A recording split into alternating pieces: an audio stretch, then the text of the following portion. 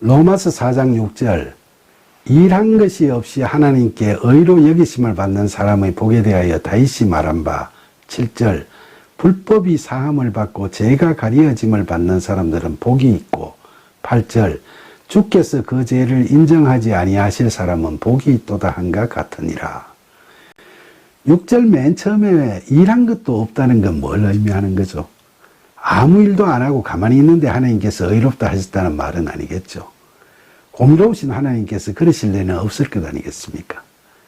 그러니까 일한 것이 없이라는 이 대목은 자신의 의지와 열성으로 자기의 의를 드러냄이 없이라는 뜻이죠.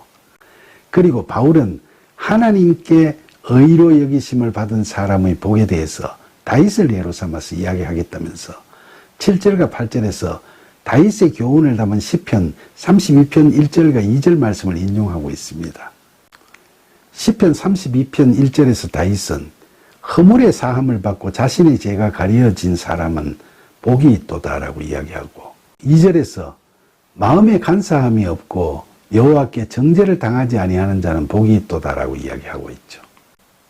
그런데 그 다음 3절, 4절, 5절을 쭉 살펴보면 다윗은 자신이 허물과 죄로 인해 몹시 고통스러워하다가 이를 여호와 하나님께 다 자복했더니 죄를 사하여 주셨다고 자신의 경험을 이야기하고 있습니다. 그러니까 그런 경험에서 1절, 2절의 신앙 고백이 나왔구나 하는 걸 알 수 있죠. 그리고 그렇게 죄 사함을 받게 되니까 주를 경건하게 만날 기회를 얻게 됐고 기도함으로 해서 주님은 자신의 은신처가 되고 환난에서 자기를 보호하시고 구원해 주시는 분이라는 걸 깨닫게 되면서 그 하나님을 찬양하는 노래를 하고 있죠. 로마서 4장 7절과 8절 바울의 말씀은 시편 말씀과 똑같이 표현되어 있지는 않지만 그 의미는 대동소이하죠.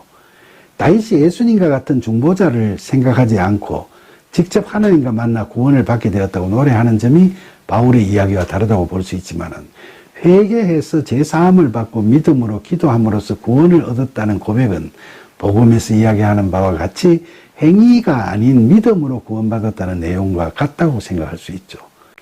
이처럼 바울은 아브라함과 같이 다윗도 믿음으로 구원받게 되었다고 하는 거죠. 사실 바울은 하나님께 의로 여기심을 받은 사람의 복에 대해서 다윗을 예로 삼아 이야기하는데 다윗은 예수님 이전에 살았으니까 이렇게 예수님께 대한 언급 없이 표현할 수밖에 없었겠지만은 하나님께 의롭다 여기심을 받는 사람이라 하면 일한 것도 없이라는 대목에 이어서 하나님의 신실하심을 믿는 예수 그리스도의 믿음을 통하여 하나님을 믿는 사람이라는 설명이 덧붙여져야 하겠죠. 이게 바울이 지금까지 이야기한 내용이죠. 이런 바울의 생각을 담아서 그가 인용해서 기록한 말씀들을 살펴보면 7절에서는 불법이 사함을 받고 죄가 덮어짐을 받는 사람들은 복이 있다고 했고 8절에서는 죄가 있어도 하나님께 정죄받지 않는 사람은 복이 있다고 했는데 이건 한마디로 이야기하면 우리의 죄가 사함을 받는 자는 복이 있다는 이야기죠.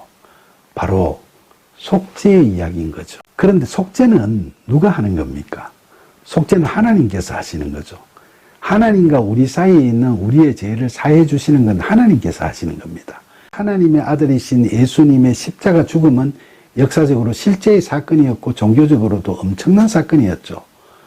이 사건은 위대하고 강력한 메시아의 출현을 기대하고 있던 유대인들이 보기에는 거리끼는 것이고 신은 전지전능하다고 생각하고 있던 헬라인의 지혜로 보면 미련한 것이지만 어느 종교에서도 흉내낼 수 없는 하나님께서 인간을 위해 직접 희생하시는 속죄의 과정을 이야기하고 있는 거죠.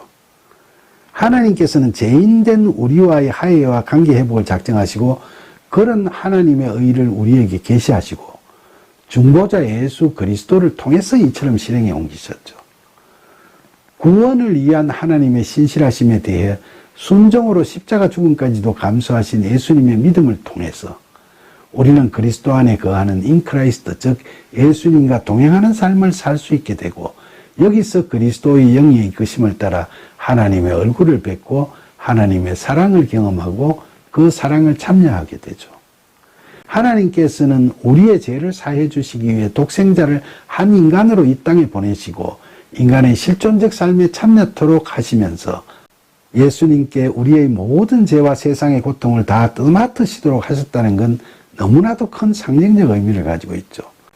특히 그게 말로만 교리적으로 그렇다고 우리 머리에 주입시키는 게 아니고 역사적인 사건으로 그리스도의 십자가를 통해 명백해지게 하신 건 너무나도 은혜스러운 일이라고 아니할 수 없죠. 이러한 신적 참여에 우리도 믿음으로 참여하게 되는 것, 이게 바로 기독교 신앙이죠. 정믿음으로 우리는 죄인이면서도 동시에 의인이라 칭해지는 은혜를 받게 되고 하나님의 그 크신 사랑에 사로잡혀 그리스도 안에 거하게 됨으로써 우리를 중보하시는 예수 그리스도의 영, 즉 성령의 이끄심을 받아 성령의 열매를 맺어가는 구원의 삶을 살게 되는 거죠.